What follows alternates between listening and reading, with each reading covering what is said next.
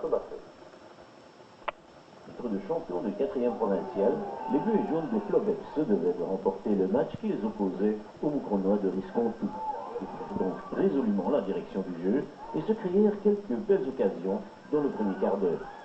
À la 16e minute, Éric Declerc adressait un coup franc dans l'axe. Le ballon aboutissait à son frère Danny, qui ouvrait le score de très belle manière. 2 minutes plus tard, Philippe Declerc devançait la sortie du gardien adverse pour doubler les chiffres.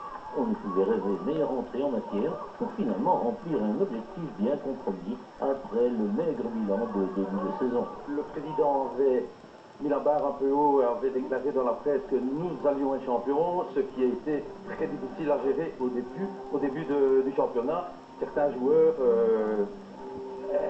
ayant beaucoup trop de pression sur les épaules. S'en est suivi, disons, des discussions en groupe et individuellement. Et j'ai changé mon dispositif. Flobex s'était montré dès lors le plus régulier en sachant profiter des faux pas de ses adversaires directs. Mais cela ne se fit pas sans mal. Au cours de la saison, on a raté beaucoup trop d'occasions. On avait l'occasion souvent de se mettre à l'abri et il fallait toujours attendre les dernières minutes pour avoir le goal victorieux. Et c'est très dur à digérer quand on est sur le banc de touche. Et la seconde mi-temps de ce match capital contre Riscontou fut à nouveau la parfaite illustration de cette difficulté à conclure.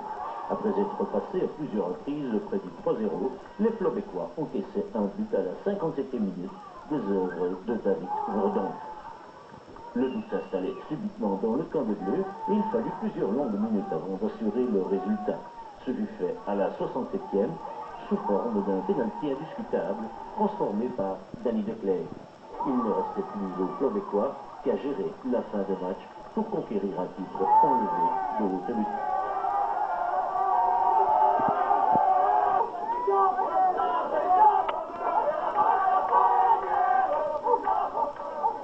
Il y avait 13 ans que Flobex n'avait plus été champion. Nous étions montés entre-temps, mais pas comme champion, alors c'est vraiment quelque chose de tout à fait spécial. La Royal Union Sportive Québécoise a aligné 28 joueurs différents pour conquérir ce titre et le droit d'évoluer la saison prochaine en P3. Cela signifie qu'une saine concurrence et un esprit de corps règnent au sein du club. On peut dire qu'on voit l'avenir en rose et c'est le travail de toute une équipe, c'est les gens qui les entourent.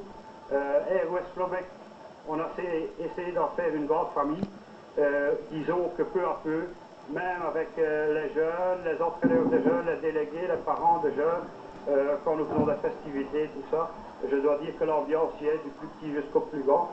Gageons que dans de telles conditions et avec un noyau enrichi de quelques renforts, les Bleus et Jaunes n'auront guère trop de mal à se maintenir en 3e provincial.